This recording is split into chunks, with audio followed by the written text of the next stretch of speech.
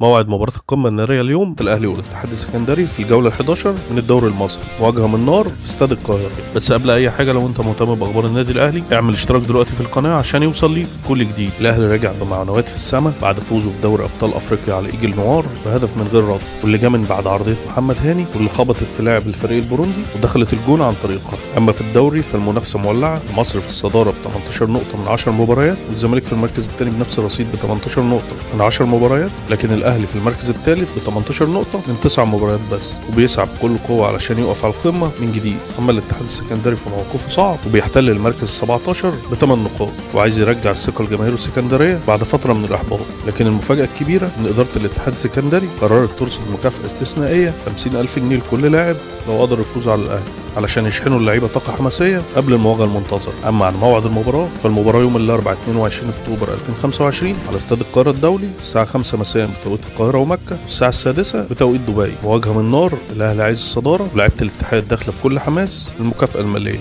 هنا وصلنا للنهاية. لو أنت مهتم بأخبار النادي الأهلي اعمل اشتراك دلوقتي في القناة عشان يوصل ليك كل جديد. كان معكم حسن سعيد.